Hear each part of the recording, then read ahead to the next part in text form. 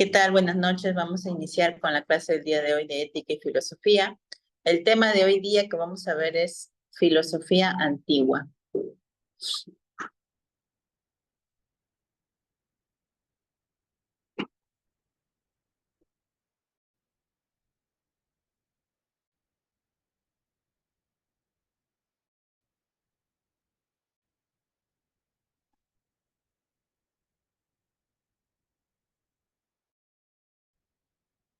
Bueno, la filosofía antigua fue producida durante el primer periodo de la historia de la filosofía, ¿no? Aquí inicia la filosofía. Es el periodo que abarca los siglos desde el 6 antes de Cristo al 5 después de Cristo. Se origina geográficamente y históricamente en Mileto. Mileto es una ciudad de Grecia del siglo 6 antes de Cristo. Ahí en Mileto vivió Tales y es considerado uno de los primeros filósofos occidentales, ¿no? Y junto a otros más.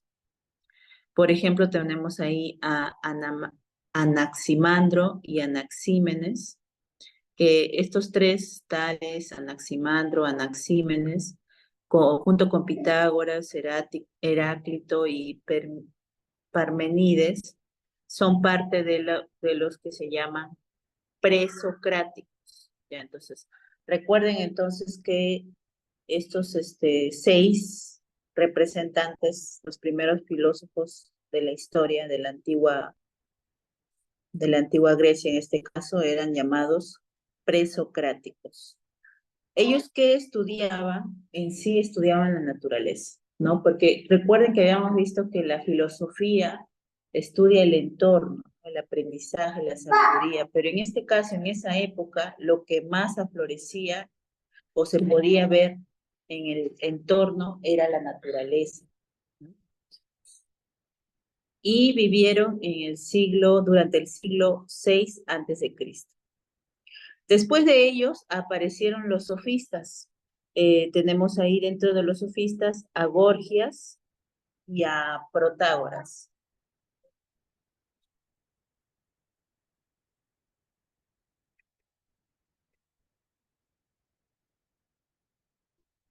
Perdón, todavía no se me escuchaba. Estos son maestros de la retórica y eran enemigos de las teorías socráticas, o sea, de los que estudiaban a Sócrates, los que eran de Sócrates, ¿no? Del grupo de Sócrates. Y bueno, Sócrates fue quien dio inicio al periodo clásico de la filosofía antigua, ¿no? Si nosotros hablamos de filosofía antigua, lo relacionamos directamente con Sócrates, ¿ya? También aquí dentro de Sócrates, junto con Sócrates, participó Platón. Platón vivió del año 427 al 347 antes de Cristo y es su discípulo de Sócrates, ¿no? Y Aristóteles, que vivió del año 384 al 322 antes de Cristo. Este, a su vez, fue discípulo de Platón, ¿no? Entonces, Sócrates fue líder y aquí Platón fue su discípulo y Aristóteles discípulo de Platón. Luego de esto seguimos dentro de la época antigua, la filosofía antigua, aparece el helenismo. ¿Ya? El helenismo, ¿qué es lo que cuestiona? Y lo vamos a ver nosotros en la ética, ¿no? Se enfrascan ellos más en la ética. Hablan también de la felicidad, ¿no? Ellos son los chicos felices.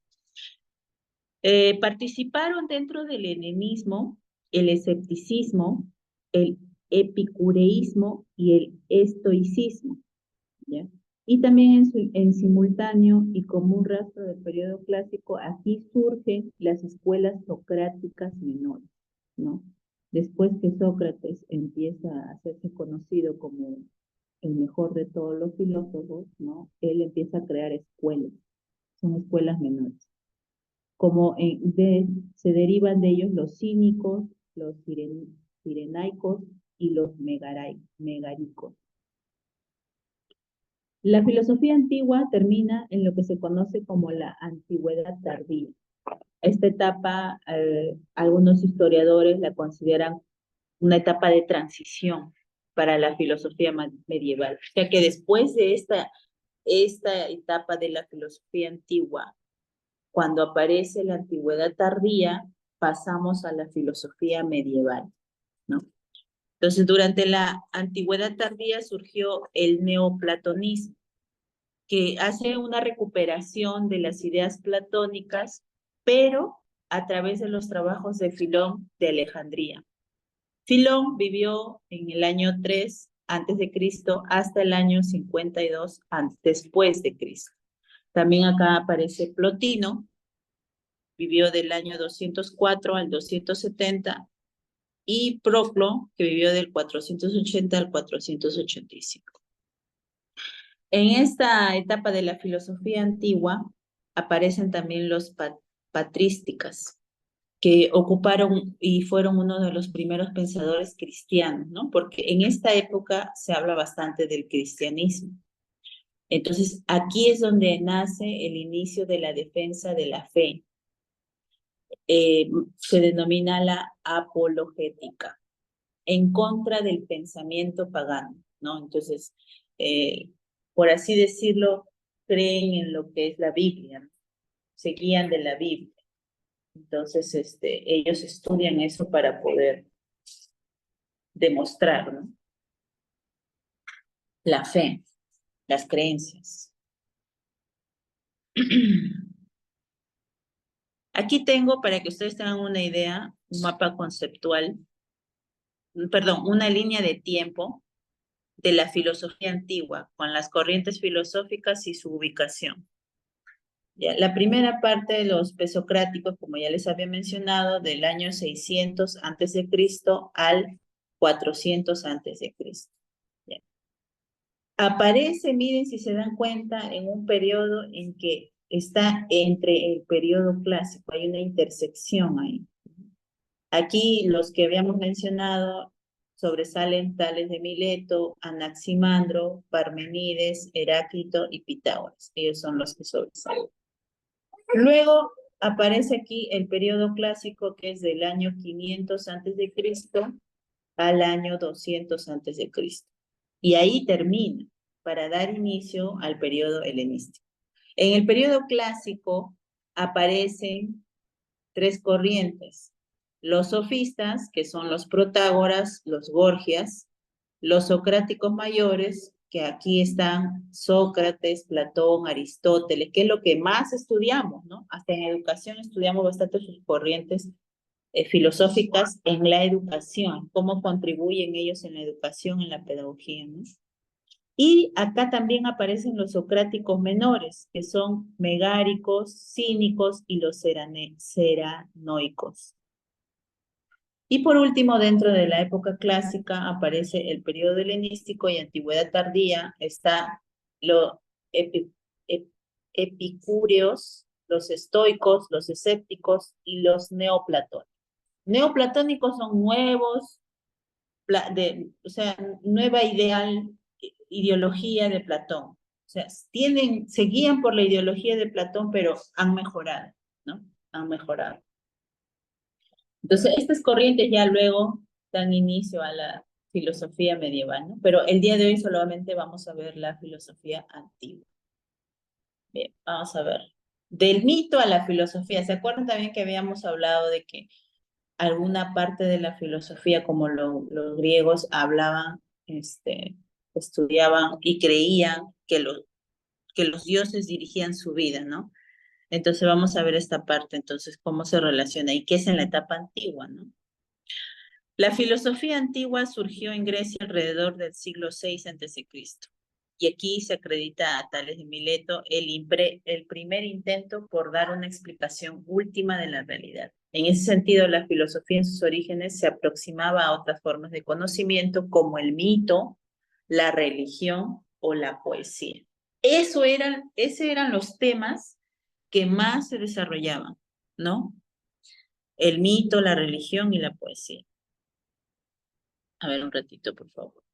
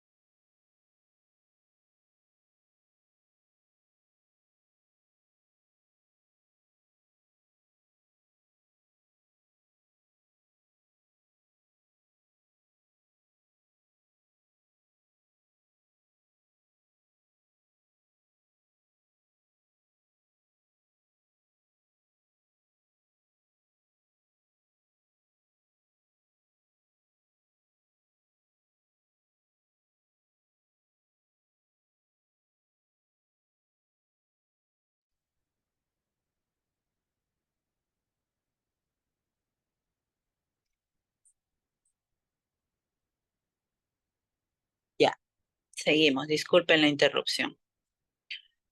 Los mitos y las narraciones extraordinarias sobre dioses y héroes, ¿no? Aquí se habla bastante, como les vuelvo a repetir, sobre esta etapa, ¿no? De los mitos, las narraciones. Hablaban de los dioses, de los héroes. Por ejemplo, Hércules, ¿no? Era un mito, ¿no? Porque actualmente nosotros ya sabemos que no puede ser que un hombre nazca de un dios con una mujer, ¿no? Pero ellos creían en esa época que se podía dar eso, ¿no? Que el dios podía procrear a través de una mujer un hijo. En este caso, ese hijo era Hércules, ¿no? Hércules, tenía poderes, ¿no? ¿Por qué? Porque era parte Dios y parte humano, pero por parte de su papá él tenía poderes, ¿no? Fuerza sobrenatural, le ganaba a los demás, ¿no? Entonces Hércules era considerado un héroe, ¿no? Entonces aquí la gente ya empieza a demostrar sus inquietudes porque eran cosas que ellos lo consideraban adorar a un dios en esa época de Grecia, ¿no? Lo consideraban algo divino, ¿no? Pero otras personas consideraban y se preguntaban si eso estaba bien o estaba mal, ¿no? Entonces, la diferencia con la filosofía estaba en que los mitos no apelaban a argumentos racionales para dar con sus explicaciones, ¿no? Y es eso, pues, ¿no? Los mitos, ¿no?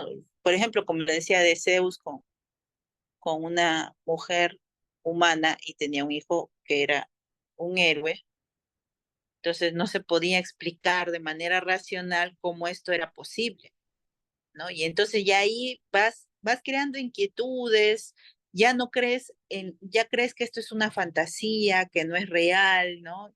Que no es algo que se pueda ver realmente, ¿no? Entonces acá el surgimiento de la filosofía antigua Grecia es considerado como el paso del mito al lobo. O sea, en Grecia empieza con los mitos y después pasa a lo racional, porque ya la gente empieza a dudar, se empieza a preguntar, ¿no? Y de esto trata la filosofía, ¿no? A indagar, a consultar, a preguntar. Entonces hacen que estas explicaciones míticas que se dan se transformen en explicaciones racionales, ¿no?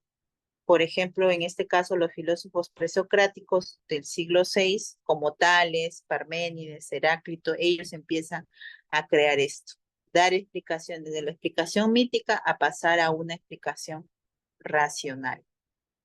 Entonces, esto no significó que realmente pensamos ya los mitos desaparecen, no, todavía la gente creía, no, no, no puedo hacer esto porque Zeus me va a castigar, el dios tal me va a castigar, no, entonces ellos respetaban todavía, algunos todavía querían respetar, no, creían en los dioses. Entonces, no, todavía no consideraban a estos filósofos, decían, no, ellos son herejes, no creen en los dioses, los dioses les van a castigar, decían, ¿no? Entonces, por eso mismo es que Platón sigue utilizando narraciones mitológicas y también Aristóteles, miren, a pesar que después todavía aparecen ellos siguen utilizando, ¿no? Entonces, por eso es que nosotros decimos que los filósofos de esa época, ¿no? De la época antigua, eran amantes de los mitos, les encantaban los mitos, ¿no? Muy bien, vamos a ver cada etapa de cada de los filósofos. Por ejemplo, los filósofos presocráticos, ellos se asientan en Asia Menor, en la costa de Asia Menor, en las ciudades de Mileto, de Samos, Colofón y Efeso. Ahí aparecen los primeros filósofos antiguos. Ellos seguían del pensamiento de Sócrates, ¿ya? Por eso es que se le llama presocráticos, antes, ¿no? La palabra pre es antes. Ellos escribieron sobre astronomía, cosmología y física, y a través de quienes nosotros nos enteramos de esta etapa de la filosofía, a través de Platón, Aristóteles, y algunos de ellos eran los doxógrafos, ¿no? Que se les llamaba a los compiladores de opinión, ¿no? Ellos como les decía, ¿no? En esa época tenían que viajar, conocer a través de caminar, ¿no? Y entonces ellos compilaban, preguntaban a las personas lo que opinaban, ¿no? De esa manera iban investigando, ¿no? Por ejemplo, conocieron ahí a Diógenes Laercio, que también aportó. Él da, a- da un paso a lo que es del mito al logos, para que puedan evolucionar, ¿no? Entonces, ¿por qué? Porque ellos buscaron la explicación filosófica científica al origen del mundo, ¿no? No creían esto de que los dioses los habían creado, que había un dios para cada sentimiento, impulso que ellos sentían, ¿no? Entonces querían buscar el origen del mundo, cómo nos originamos nosotros, cómo fuimos creados, ¿no? Eso es. Y como acá vemos, ellos hablan bastante de la naturaleza, ¿no? Del origen, de los filósofos, se les conoce como los filósofos de la naturaleza.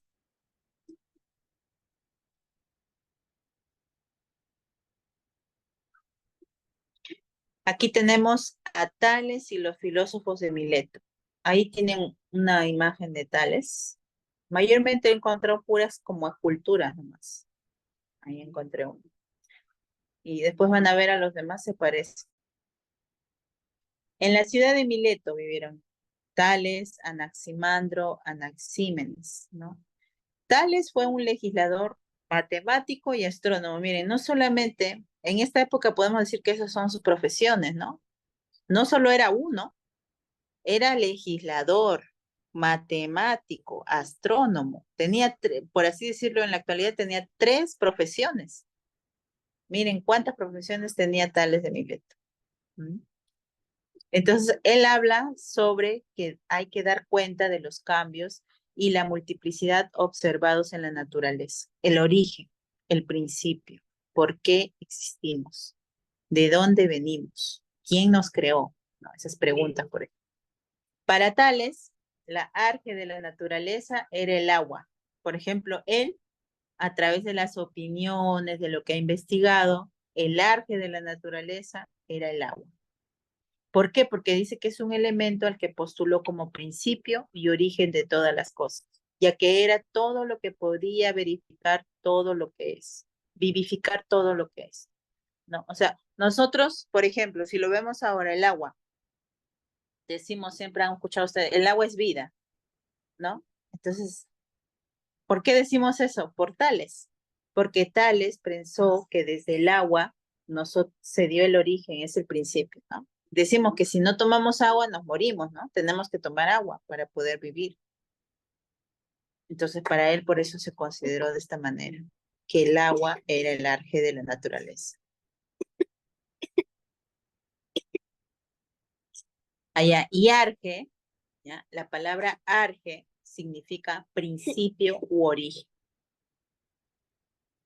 Pitágoras, acá tenemos una imagen de pitagoritas, ¿ya? Pitágoras y los pitagóricos. Ellos se asientan en la isla de Samos en el año 507 a.C. En ese año nació Pitágoras. Y este fue creador del teorema, ¿no? Que lleva su nombre, teorema de Pitágoras. Los que estudian matemática han estudiado bastante el teorema de Pitágoras y lo han utilizado bastante. Él fue fundador de la escuela de los pitagóricos. De él también propuso el pensamiento pitagórico. Y aquí se imparten dos conceptos muy importantes, el cosmos y los números. Para él, el cosmos habla del orden y la armonía presentes en la naturaleza. Y se origina, o su origen es en el arte, que estaba en los números. Entonces los pitagóricos creyeron que los principios de la matemática eran también los principios de todas las cosas, ¿no? Mientras que a Platón, él creía que era el agua, para los pitagóricos, el principio de todo eran los números, la matemática, ¿no? Aquí la matemática era el importante.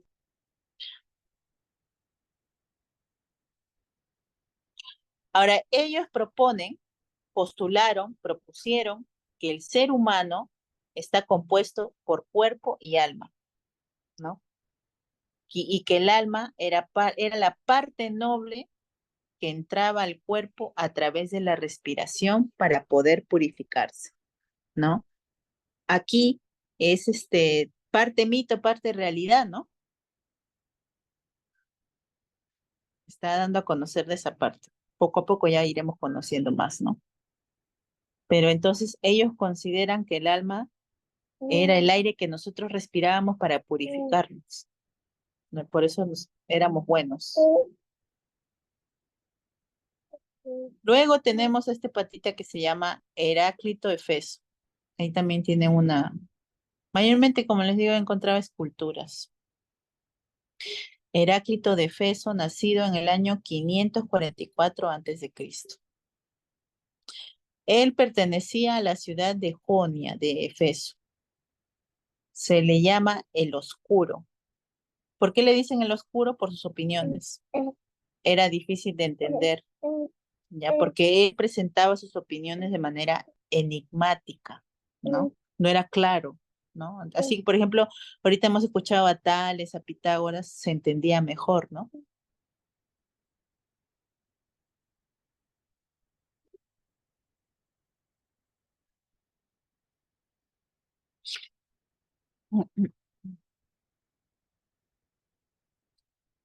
Tal como lo haría un oráculo, ¿no? En esa época creían en los oráculos y ellos eran enigmáticos, eran difíciles de entender.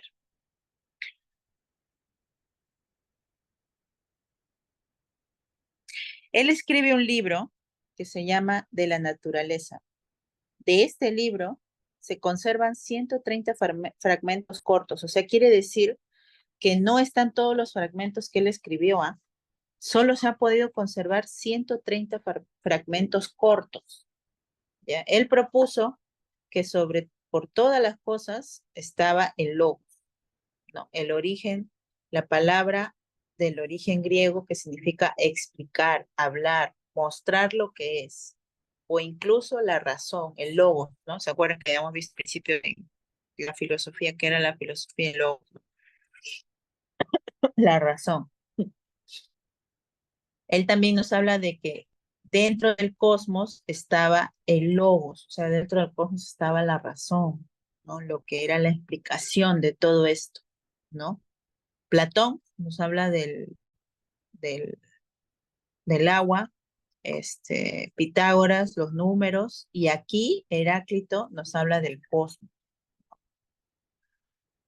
Heráclito afirmó que todo fluye, ¿ya? No te podrás bañar dos veces en el mismo río, porque creía que al observar el cambio del mundo, que en ese cambio estaba la esencia de todas las cosas, ¿ya? Además de los fragmentos citados, utilizó la metáfora del fuego, que todo lo transforma, por lo que muchos pensadores creen que postuló al fuego como el arque del cosmos. O sea, para él, el fuego era el origen del cosmos.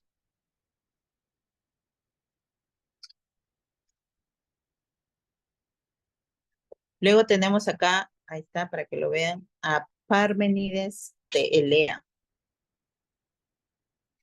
Él es autor del poema Sobre la naturaleza. Miren, nos damos cuenta que todos hablan de la naturaleza hasta el momento, ¿ah? ¿Por qué? Porque Heráclito habla de su poema también La naturaleza. Y acá habla Parménides de Lea sobre la naturaleza. Su poema se llama Sobre la naturaleza. Él nació en el año 520 a.C. ¿Sí? Y las consecuencias tan irreparable pérdida. En el Ministerio de Cultura, A ver, prendió su audio. Ya está, silenciado, Berta. Sigamos. Están con lo de Fujimori ahorita. Ya, como le vuelvo a repetir, él nació en el año 520 a.C. y murió en el año 450 a.C. De su obra se conservan 170 versos o fragmentos divididos en tres grandes partes según cada tópico. O sea que solo han podido conservar 170.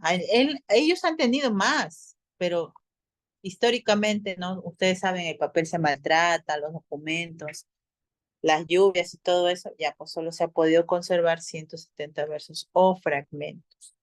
Aquí en sus, o sea, sus tópicos, quiere decir lo que habla es el inicio del viaje, la doctrina de la verdad y el camino a la opinión. Así se denominan sus fragmentos o versos.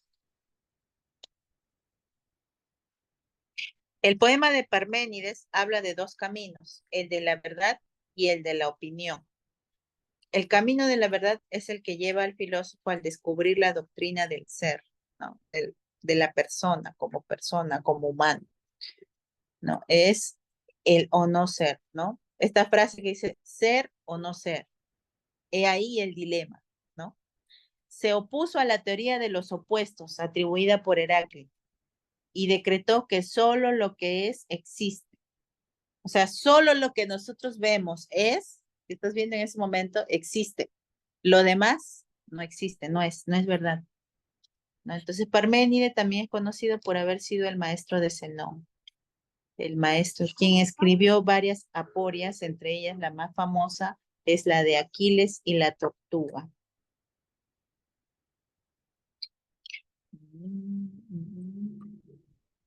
Muy bien, pasamos a otra etapa del periodo clásico, los filósofos del periodo clásico. La filosofía de los presocráticos se encontró en el siglo V a.C. con la ciudad de Atenas como centro cultural y económico de Grecia, cuna de historiadores y artistas, ¿no? En las ciudades de Atenas, de Grecia, ahí es donde se inicia todo esto de la filosofía, ¿no? Y aquí aparece Sócrates, Platón, Aristóteles, son uno de los tres pensadores, ¿ya? Hay más, hay más pensadores filosóficos, pero estamos considerando a los más importantes. Los sofistas, que son los primeros de esta época,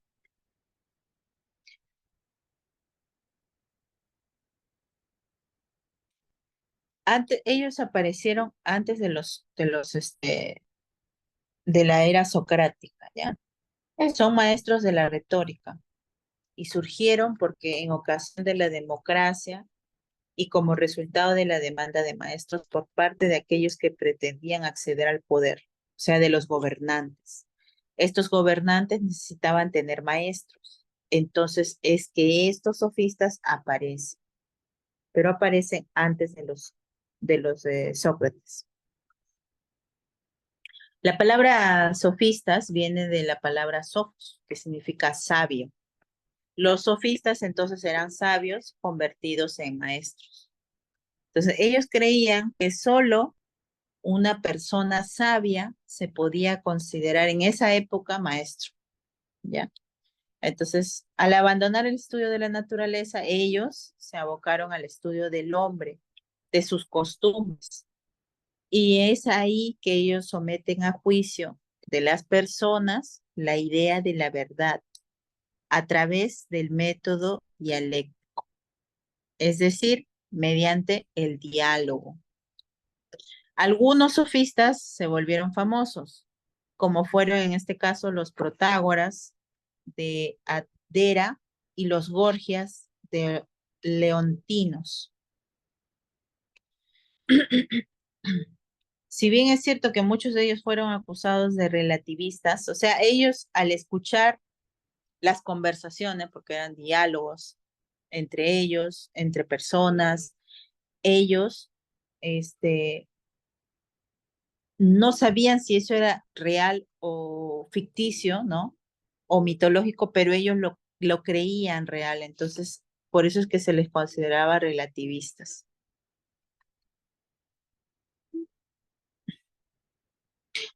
Ellos también abarcan bastante su estudio a lo que es la moral, ¿no? Por ejemplo, las virtudes que tienen las personas. Sócrates dedicó su vida a combatir las enseñanzas sofistas, ¿ya? Sócrates va en contra de los sofistas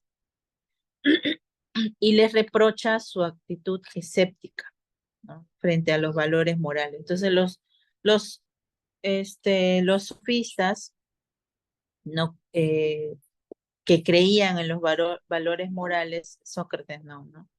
Y el hecho de cobrar por sus enseñanzas. Como eran sabios, ellos de alguna manera, su sabiduría tenía que ser pagada, pues, ¿no? Entonces, desde ahí se da que a los maestros tenían que pagar por sus enseñanzas.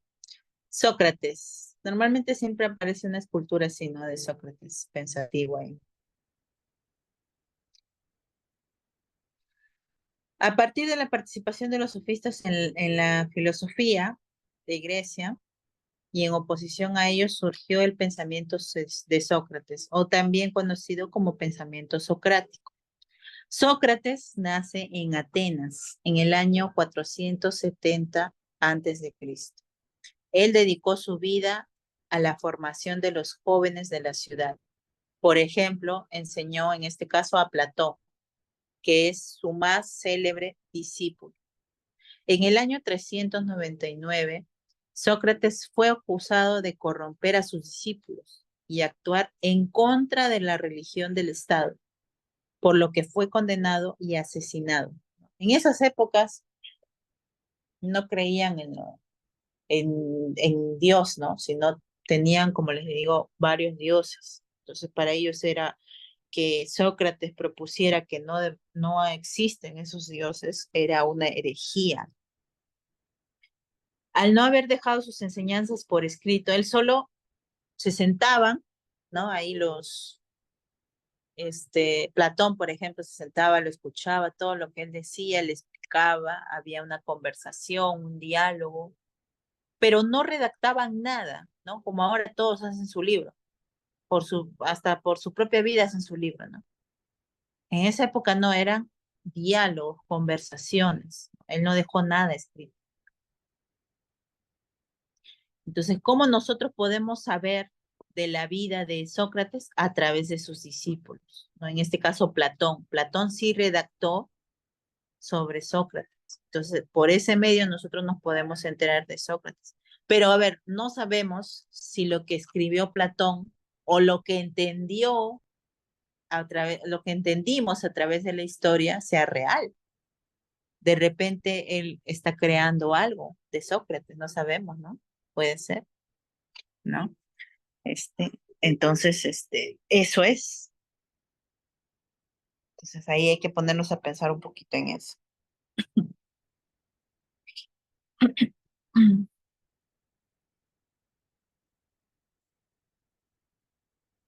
Sócrates es el que más habla sobre la mayéutica.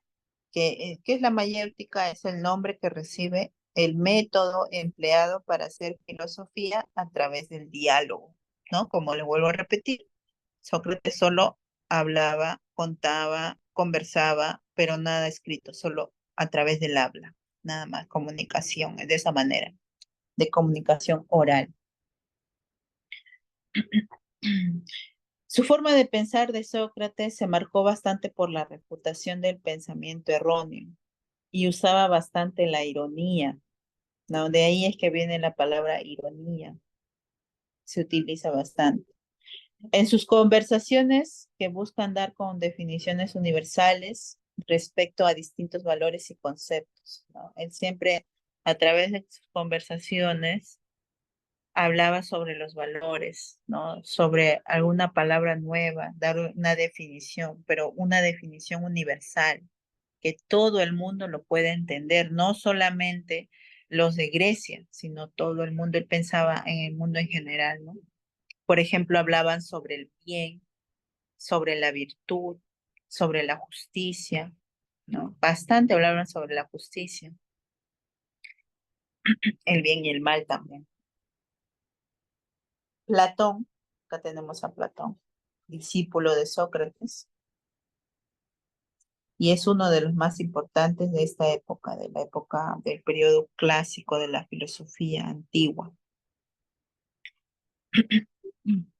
Nació en Atenas, él fundó la academia, que es la primera escuela filosófica, y fue también el maestro de Aristóteles. Escribió la obra como conocida como Los Diálogos de Platón, en la que desarrolló su pensamiento y recreo del pensamiento de su maestro Un cuerpo de y chancho. distintos pensadores de la Ah, época. hay vida en tu vida. Ah, A ver, Janena Venta. Vamos a silenciarme. Ya está. Están cantando por ahí.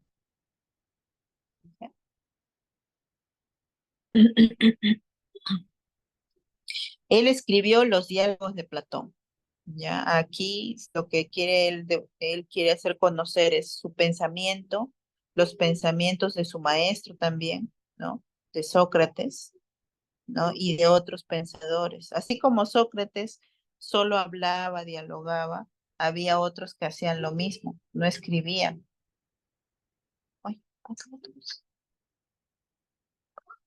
no escribían, solo pensaban. Y lo que escuchaba Platón lo escribía, aprovechaba y lo escribía, ¿no?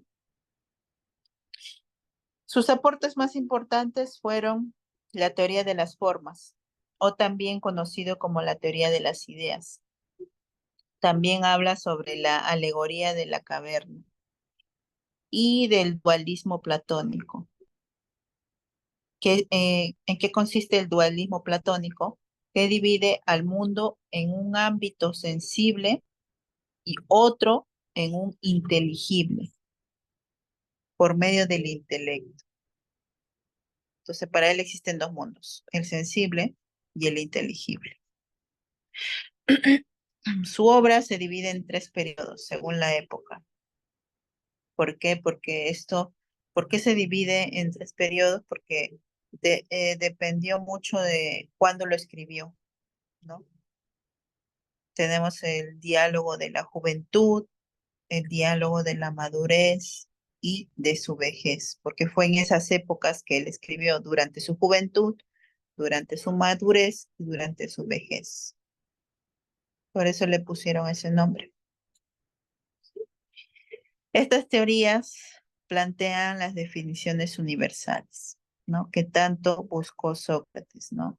Sócrates lo hablaba, lo explicaba, dialogaba sobre esto, pero no lo llegó a redactar. Entonces, quien lo redactó fue a través de Platón. Él nos habla de que las definiciones universales son propias, son abstractas, a las que solo se puede acceder por medio del intelecto. O sea, ellos creían, estos filósofos de la época clásica, que solo los que eran inteligentes, los que tenían sabiduría, podían dar ideas propias y abstractas, nadie más, los demás no. Las ideas son entidades suprasensibles. ¿Qué quiere decir suprasensibles? Que van más allá de los sentidos, ¿no? Que eran este, eternas y absolutas. También Platón nos habla sobre la idea del bien, nos habla sobre la belleza, también de la virtud, ¿no? Al igual que Sócrates, al igual que los otros pensadores. Platón falleció en el año 347 a.C., a los 80 años, en la ciudad de Atenas. Miren, nació en Atenas y murió en Atenas. Y también, así como Sócrates, Platón también enseñó, también formó jóvenes, eran sus amigos y eran políticos también. Entonces, a estos políticos, ¿qué les enseñaba? A la construcción del bien común, ¿no? Para que existiera una república ideal. Y uno de sus discípulos de Platón fue Aristóteles. Ahí está Aristóteles.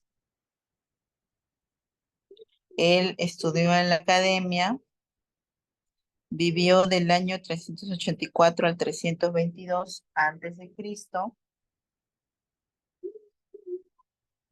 Nació en Estagira y murió en Calcis.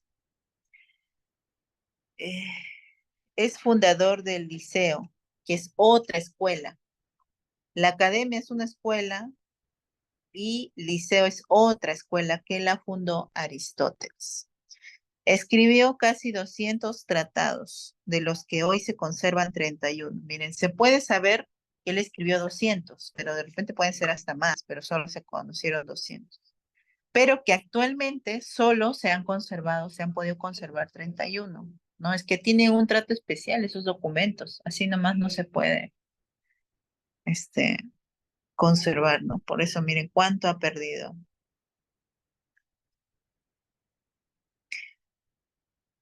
Aristóteles nos habla un poco más, ¿ah? Un poco más de lo que es Platón, Sócrates. Él ya nos habla sobre la lógica, la política, la ética, la física, la biología, la retórica, la poesía, la astronomía, ¿no?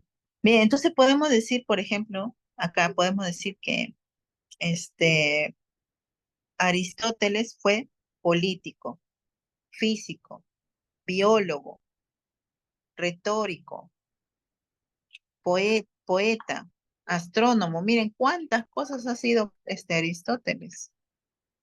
Y para eso ha tenido que estudiar también, no solo es que ha sido por sí, ¿ya? Y fue maestro de Alejandro de Macedonia, mejor conocido como Alejandro Magno, ¿no? Si ustedes han leído la historia de Alejandro Magno, tuvo buenas ideas para gobernar en su época, ¿no? Y entonces, ¿quién lo dirigió? ¿Quién le enseñó? Aristóteles. Aristóteles no solo le enseñó a él, sino también a otros pensadores y políticos también, ¿no? Siempre los políticos buscaban de sus enseñanzas de Aristóteles, ¿no? Para poder dirigir bien su ciudad.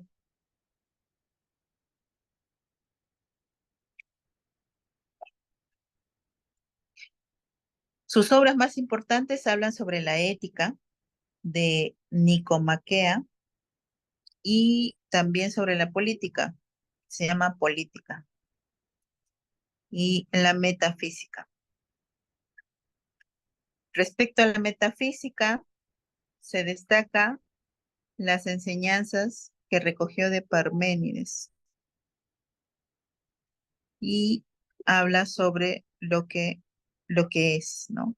Ser o no ser, lo que existe, ¿no? Lo que existe o no existe. Él dice que existe, lo que existe.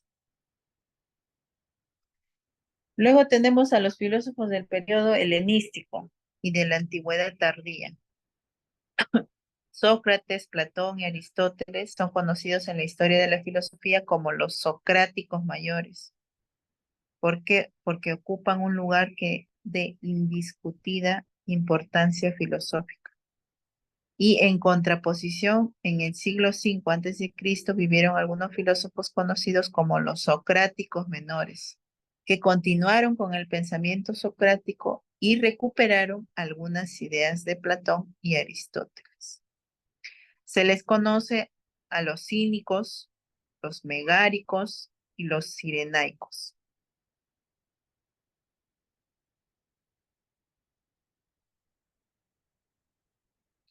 Y ellos dan pase al periodo helenístico, que es la antigüedad tardía. Empieza en el año 600, desde el año, no, perdón, comprenden 600 años, desde el año 200 antes de Cristo hasta el año 400 después de Cristo.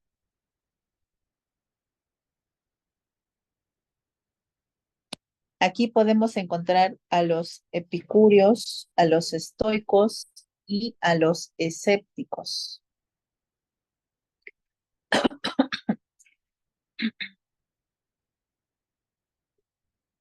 Los epicúreos promovieron una línea de pensamiento orientada al placer. Los cínicos hablan o retoman hablar sobre la naturaleza. Y los estoicos hablan sobre la imperturbabilidad. Aquí también aparecen los primeros cristianos, ¿no? La época cristiana.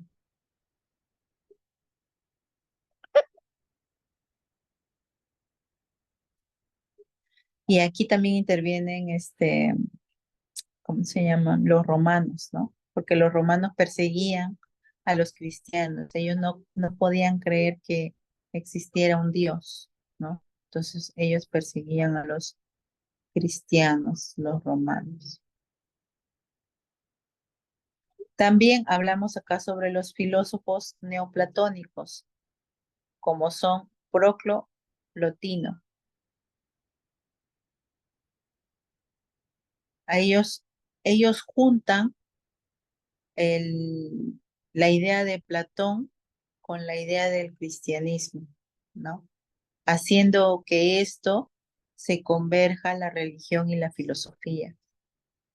Aquí hablamos ya de religión.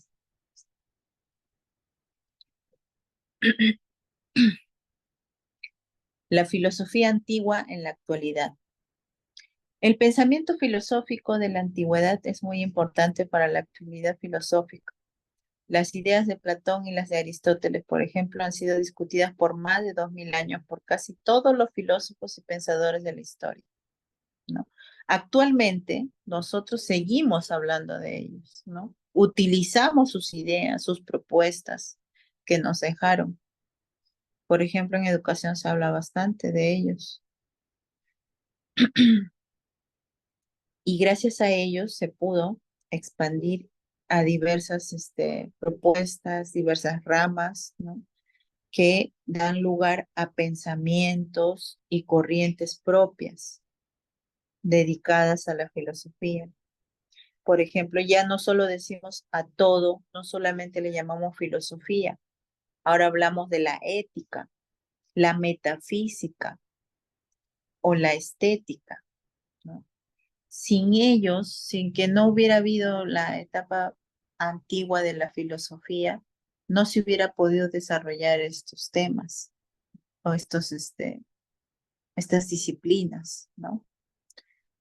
Todavía hoy nosotros seguimos estudiando las obras de los primeros filósofos para entender no solo cómo pensaron y qué dijeron, sino para revelar qué tienen para decirnos, ¿no?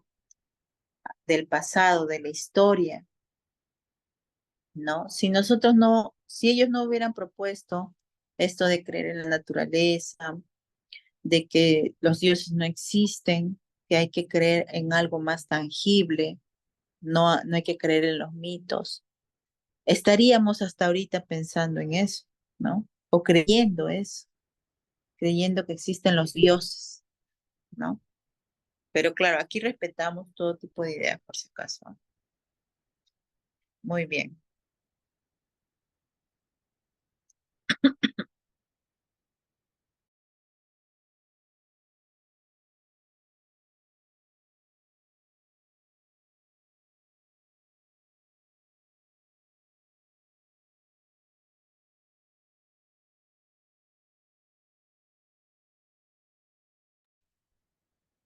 Muy bien, chicas, se entendió entonces.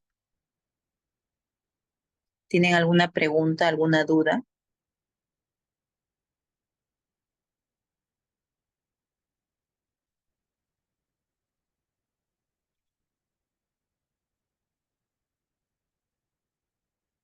Muy bien, entonces como no tienen dudas, vamos a explicarles qué es lo que van a realizar, porque hay la primera actividad del curso. Ahí está. Ahorita les comparto.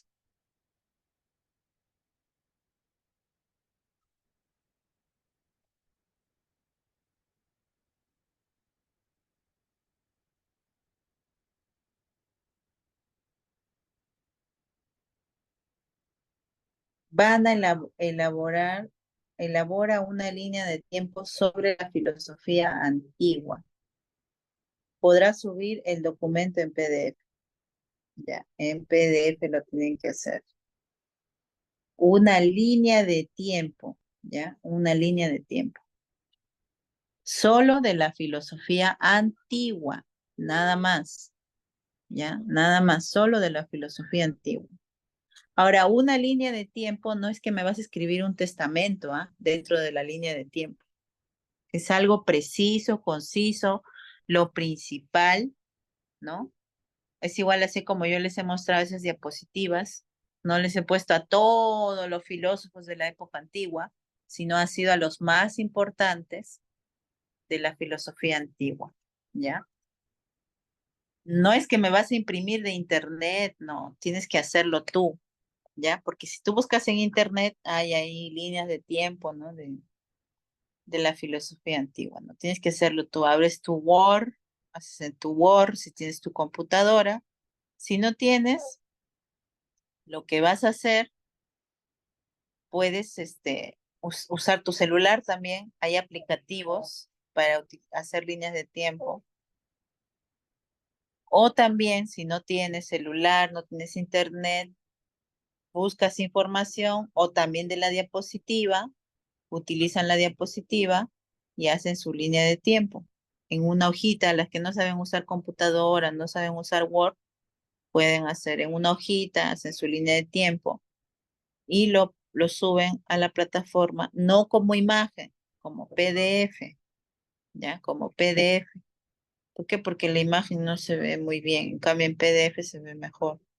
Además que tiene menos datos, la imagen jala más datos, ¿ya? ¿Alguna pregunta de la tarea, de la actividad? ¿Está claro? Miss, buenas noches. Te habla Magali Bueno, Ramírez, visita. En papelote sí. también se puede hacer, Miss. Ya, si lo haces en papelote, le tomas una foto, luego lo pasas a PDF y lo subes a la plataforma. Ah, ya. Ya, misita, gracias. Ya, esa tarea va a estar en la plataforma. Ya, ustedes tienen que ingresar a la plataforma y ahí suben su tarea. No me lo envían al WhatsApp porque yo no voy a revisar WhatsApp, solo plataforma. ¿Ya? ¿Está claro? Sí, Miss. Yo digo, ¿está claro? Y Hacemos mi hijita nuestras mueve la cabeza. filósofas, maestra. Con los nombres. Sí, pues son fáciles, hay nombres más Anaxímenes, difíciles. Sócrates, Platón, Aristóteles, Pitágoras. Ya estaba ya pensando en los catetos, en la hipotenusa. Ah, ya, por Pitágoras. Por Pitágoras, sí. Yo estudié bastante matemáticas, estudié bastante Pitágoras, el teorema de Pitágoras. Sí, maestra, más en geometría.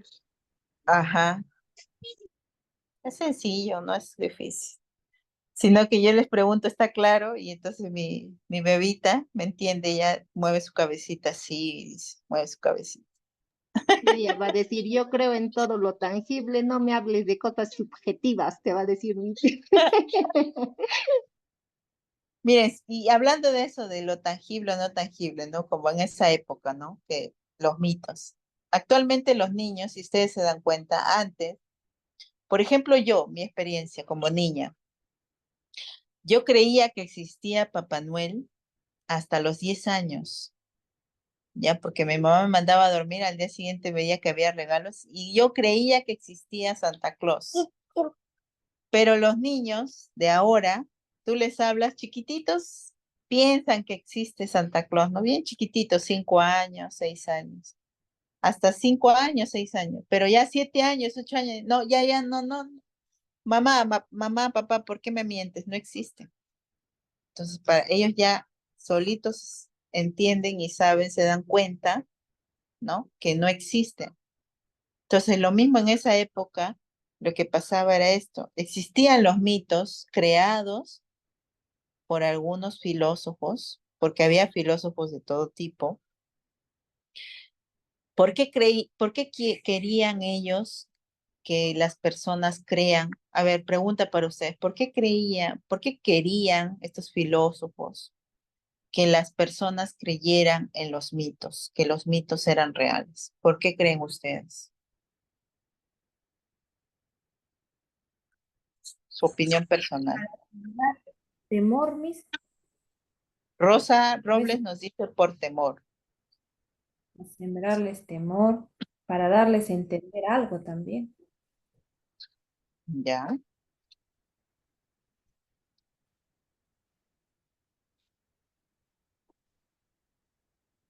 ¿Quién más? A ver, otra idea.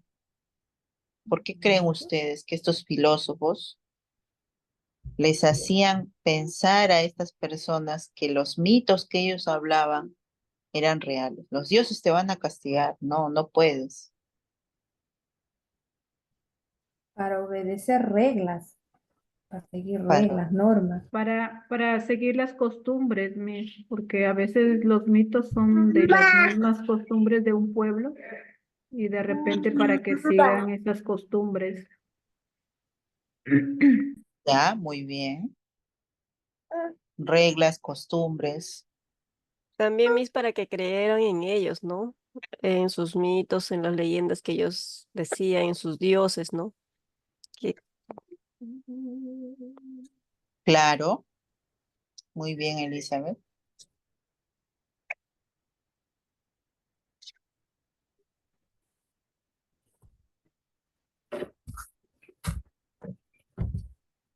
Ya, entonces acá ustedes han hablado de creencias, de reglas, de costumbres, muy bien. No, los filósofos lo que querían es, como dice su compañera también, generar en estas personas un temor, ¿no? Generar en ellos una conciencia de costumbre, de creencia, ¿no? Ellos creían entonces que los dioses, por ejemplo, al pedir a los dioses algo, ellos creían que los dioses los estaban escuchando y para cada cosa que ellos pedían había un dios diferente, ¿no? Si ellos querían tener poder, había de poder de, o sea, ser un ser poderoso, había un dios para el poder. Si una mujer decía, yo quiero tener que me quieran, que me amen, había Afrodita, ¿no? La diosa del amor. El amor. Y entonces ahí, ¿qué se creaba en estas personas? Que la persona le ore, le pida, le dé ¿cómo le llaman? Una ofrenda, una dádiva a este Dios. Y cuando una persona intelectual venía, en este caso otro filósofo, ¿no? Por ejemplo, Sócrates, Aristóteles, Platón, demostrándoles a estas personas que no existía tal Dios, que no había nadie, o sea, que le escuchara pidiendo sobre eso, porque lo consideraban algo banal para ellos, ¿no? Porque para ellos lo importante era la sabiduría, que es lo que hemos visto en el concepto principal de la filosofía, ¿no? En la segunda clase de la filosofía. Entonces, ellos lo que querían es que la gente entendiera en esa época que todo se podía demostrar, ¿no? A través de las vivencias que ellos tenían, ¿no? A ver, le preguntaban, a ver, ¿ese Dios te ha cumplido? ¿No? ¿Se ha hecho realidad lo que tú has querido? ¿No? Entonces, para que sigan creyendo, ¿qué hacían? Creaban mitos. Y estos mitos hacían en la gente que tuvieran miedo, temor de estos dioses, ¿no? Para que puedan ellos pensar que iban a ser castigados si no cumplían lo que ese Dios le pedía. Entonces, cada vez que una persona no le oraba a ese Dios, no estaba cumpliendo. Entonces, ellos creían que sí, que tenían que estar persistiendo y persistiendo para pedir lo que ellos querían, lo que deseaban, ¿no? Eso es, entonces. Entonces, en esa época hablamos bastante de la mitología griega, ¿no? Hablábamos también, ¿qué han escuchado ustedes de la mitología griega, por ejemplo? Aparte de los dioses, de Hércules, ¿qué otra cosa? Su ¿Qué cultura. otras historias? De Edipo, profesora, también pertenece Edipo. La ¿Cómo? Odisea. La De Edipo. Odisea, ideología, La Ilíada. La Iliada, Odisea es, la creo, lo Iliada. más conocido. Había también Tragedia. esta persona que era mitad humano, mitad minotauro, ¿no? A ver, por ejemplo, Sí, ¿cómo está- podías creer que una mujer haya tenido relaciones con un toro para que salga un minotauro, ¿no? Entonces, Centauros también. ajá, pero ellos creían que existía eso, ¿no?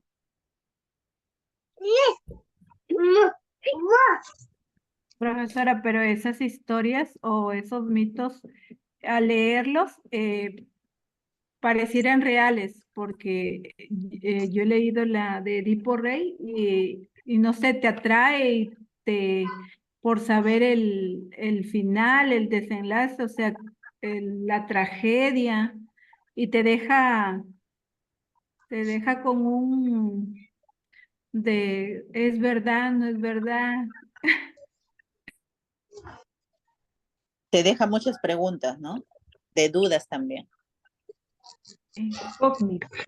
Incógnitas para resolver. Ujú, Y también sí, eran coincidencias, ¿no? Que se daba en esa época y lo relacionaban con lo real, con lo ficticio, que sí pasaba, ¿no? Que el Dios le ha concedido eso, ¿no? O que el Dios le ha castigado si le pasaba algo, por decir, se enfermaban, el Dios te ha castigado, te decían, ¿no? Entonces esas cosas, esas mitologías, ellos iban creyendo, ¿no? Que eran realidad lo que pasaba, ¿no? En esa época. sí, sí, eso es cierto, ¿no? Ellos creían en eso. Por ejemplo, mayormente hablaban de que el primer dios, el que dirigía a todos los dioses, ¿quién era? Era, ¿se acuerdan quién era? Zeus, Zeus. el dios del trueno, ¿no? Ujú, Zeus. Decían, no cometas De o ahí sea, venía aparte de que Afrodita. ellos tenían las personas en esa época no solo a su dios, sino también al dios principal, a Zeus. Venerarlo, orarle, pedirle, agradecerle, para que se pueda cumplir lo que ellos pedían, ¿no?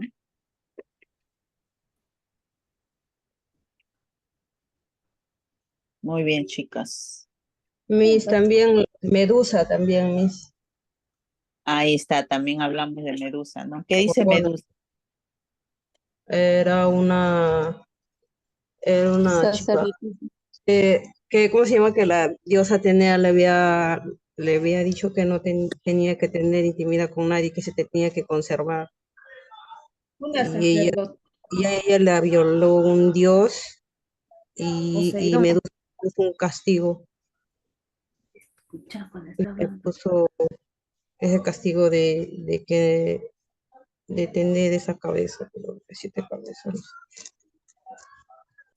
7 cabezas de serpientes. Em, y ella tenía un escudo, creo, algo así. A ella le gustaban.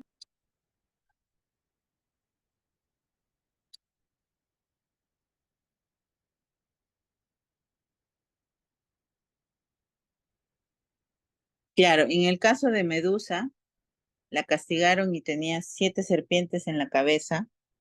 Y ella, ya cuando pasó eso, los hombres al mirarla se convertían en piedra, ¿no?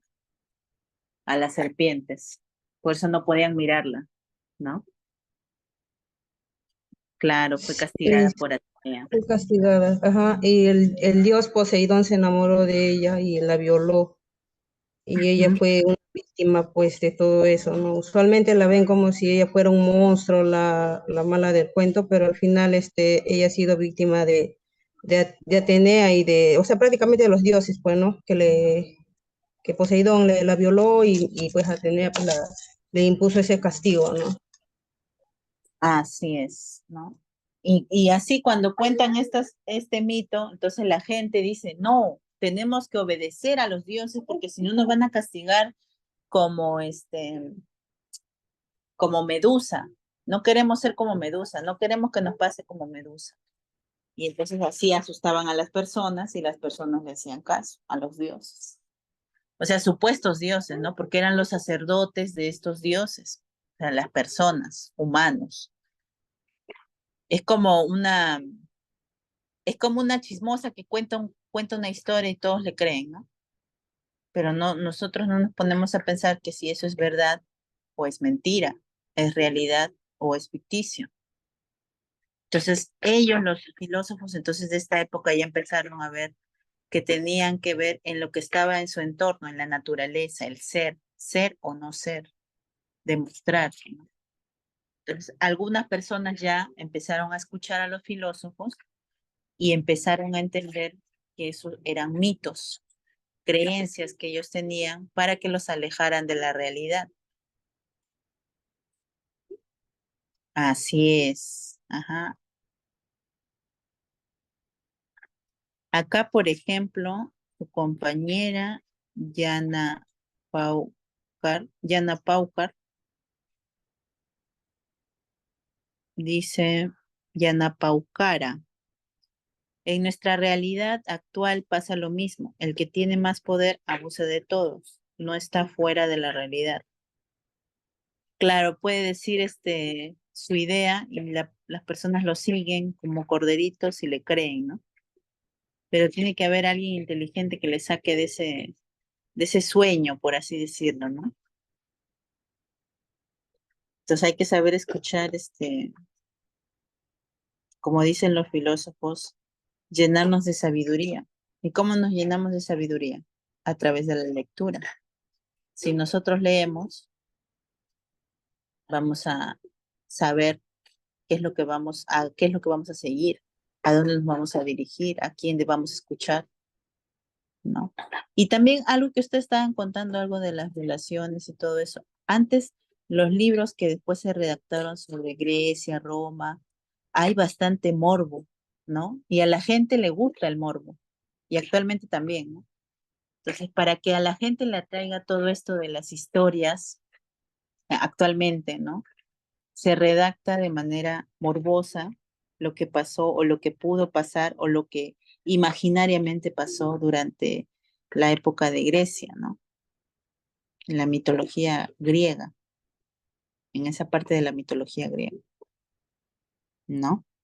Por ejemplo, hay otra historia también, de un, de un chico que está en el infierno, pero quiere ver a su novia, está enamorado, y le da la oportunidad el dios, Ares, si no me equivoco, que puede ir, pero sin mirar atrás, decirle a su novia que no debe mirar atrás porque si no se va a convertir en piedra y ya no van a poder salir del infierno, ¿no? Entonces todo esto hace que las personas de esa época creyeran que iban a ser castigadas de una manera muy exagerada, porque imagínate la muerte, perder al amor de tu vida, perder tu vida, era algo que la gente en esa época valoraba bastante, la vida humana. Entonces por eso es que tenían miedo a perder su vida. Judith, ¿vas a decir algo, Judith? Ah, ya. Muy bien, chicas. Espero que se haya entendido en la obra de Homero de la Odisea. Ajá, muy bien.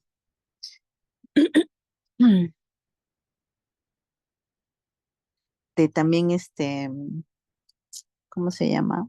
De Dante Alighieri también habla sobre el infierno, ¿no? Las La etapas del Divina La infierno. Comedia, comedia, maestra. que Ajá, habla de los 7 cielos también, ¿no? Ahí. ajá, también. Muy bien, chicas. La Ilíada. Muy bien, Condori. Entonces, la tarea está fácil, la hacen y la suben a la plataforma, por favor, no se olviden, ¿ya? Ahí lo voy a revisar, ¿ah? No en el WhatsApp, no, no lo voy a revisar. Muy bien. Sí, Julia, dime, Julia. Julia Champi. Allá la tarea. A ver, vamos a ver. Ahí está.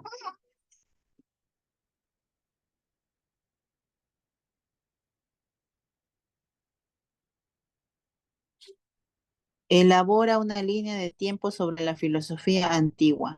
Podrás subir el documento en PDF. Ya, en PDF pesa menos que como imagen, por eso que les pido que lo suban en PDF.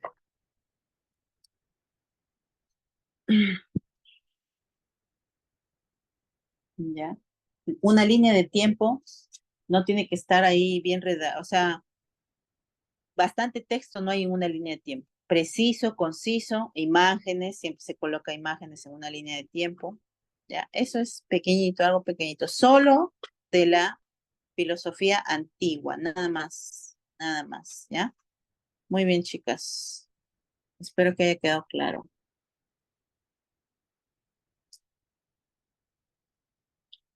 Listo, entonces nos vemos en la siguiente clase. Que les vaya bien. Éxitos, buenas noches.